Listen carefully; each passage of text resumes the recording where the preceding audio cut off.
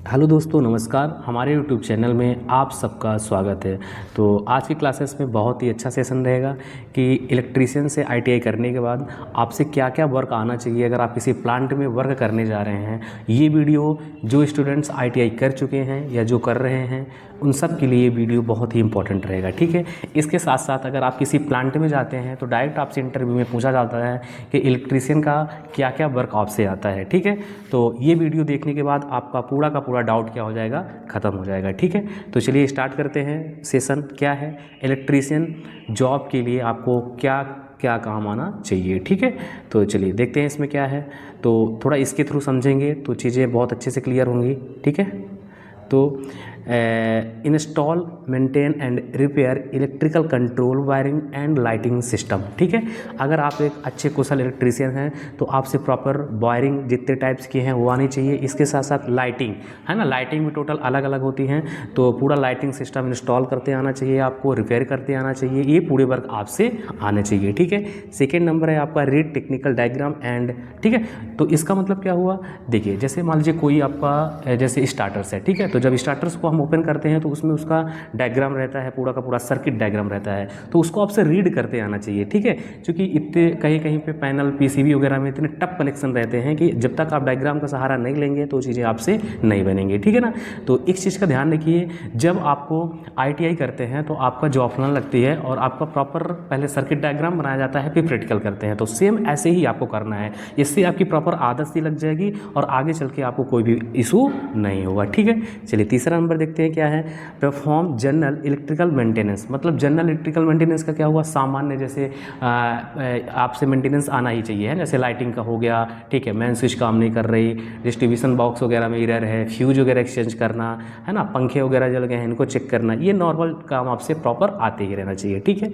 अगला नंबर है आपका, ठीक है, देखते हैं inspect transformer and circuit breaker and other electrical components.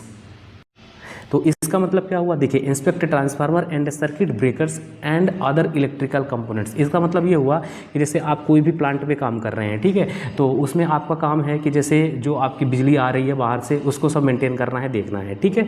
तो वहाँ पे जैसे ट्रांसफार्मर है, क्या है ट्रांसफार्मर, ठीक है। तो आपको ट्रांसफार्मर के पास जाना है, उसके जुड़े पूरे पार्ट्स हैं अलग अलग, जैसे ब्रीदर हो गया, कंजर्वेटर टैंक हो गया, ऑयल टैंक हो गया, है ना। तो उनमें पूरे अलार्म वगैरह हैं, सब चीज़ों को चेक करना है टाइम टू टाइम, है ना, और डाटा लेके अपनी डायरी में नोट्स करना है ना, ये इंस्पेक्ट का मतलब होता है। और इसके साथ साथ जो वहाँ पे सर्किट ब्रेकर हैं जैसे MCB, MCCB, RCB, residual current circuit breaker, ये सब जो जितने इलेक्ट्रिकल कंपोनेंट्स हैं तो उनको टाइम टू टाइम आपको क्या करना है, देखते रहना है और उनकी आपसे रीडिंग लेते आना चाहिए, ठीक है। चलिए अगला नंबर देखते हैं फिर, troubleshoot electrical issue using approved of testing device, है ना। तो इसका मतलब क्या हुआ, सेम ऐसे ही है जैसे ये वाला था आपका, ठीक है। मतलब जो इलेक्ट्रिकल कंपोनेंट्स है प्रॉपर, तो उनको आपको टाइम टू टाइम, है ना, देख उनका मेजरमेंट लेना, है ना, डाटा लेना, ठीक है, ये टाइम टू टाइम आपसे आना चाहिए, ठीक है, और करते रहना चाहिए। अगला नंबर है आपका रिपेयर एंड रिप्लेस इक्विपमेंट, ठीक है। जैसे कोई भी इक्विपमेंट है, ठीक है, जैसे मान लीजिए मोटर है, वाइंडिंग आप कर रहे हैं, ठीक है, तो सबसे पहले तो अगर वो जल गई है तो आपसे रिपेयरिंग करते आना चाहिए। अगर रिपेयरिंग नहीं हो पा रही है, ठीक है, तो उसको रिप्लेस, है ना, कहाँ करना है, कैसे करना है, पूरी इक्विपमेंटों का इनका नॉलेज आपको रहना चाहिए, ठीक है।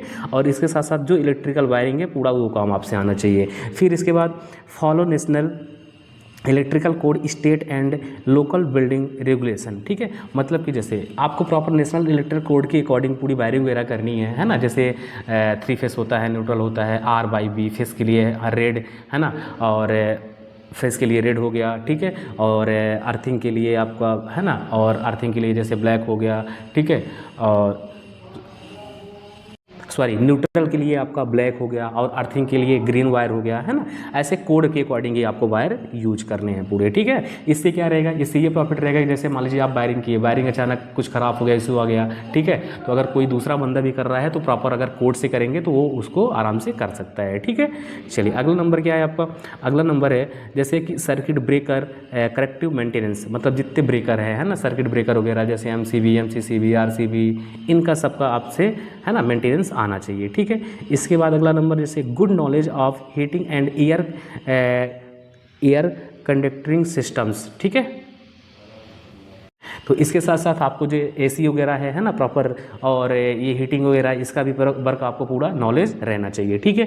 इसके बाद नेक्स्ट क्या है आपका, good knowledge of various test equipment, है ना। तो आपको प्रॉपर किस इक्विपमेंट्स को कहाँ यूज करना है, जैसे मान लीजिए आपको किसी भी मोटर है, ठीक है, उसके कंटिन्यूटी टेस्ट करना है तो हमें किसका प्रयोग करना है, मल्टीमीटर का। अगर आपको इंसुलेशन रेजिस्टेंस मापना है तो किसका प्रयोग करेंगे, मेगर मीटर का। तो जहाँ पे जिस इक्विपमेंट की रिक्वायरमेंट है वहाँ पे हमें उसी इक्विपमेंट का क्या करना है, यूज करना है, ठीक है। तो जैसे good knowledge of various test equipment है ना, तो इस चीज़ को आपको ध्यान रखना है, जहाँ पे जिस डिवाइस का यूज होगा तो वहाँ पे उसी डिवाइस का यूज करना है, ठीक है। तो ये वीडियो कैसा रहा, इसको आप अच्छे से यूज कर ले समझिएगा, ठीक है, क्योंकि आगे प्लांट किसी भी प्लांट में जाएंगे तो आपको बहुत ही काम में आने वाली ये चीज़ें हैं, ठीक है। और इसके साथ साथ किसी भी प्लांट पे कैसे काम होता है, जैसे मेरे कुछ फ्रेंड्स अभी, है ना, कुछ फ्रेंड्स जिंदल में काम कर रहे हैं, कुछ फ्रेंड्स बैकमेट में मेंटेनेंस में हैं, ठीक है। तो मैं प्रॉपर उनसे थोड़ा डिस्कशन लेके आपको बहुत ही अच्छा सा वीडियो लाऊंगा कि प्रॉपर आपको कैसा कैसा काम रहता है, ठीक है, वहाँ जाने के लिए। चूँकि देखिए, अगर आप अपने फील्ड इलेक्ट्रिकल फील्ड में रहते हैं, ठीक है, तो आपका फ्यूचर ब्राइट है ना, आगे चल के आप बहुत ग्रोथ कर सकते हो।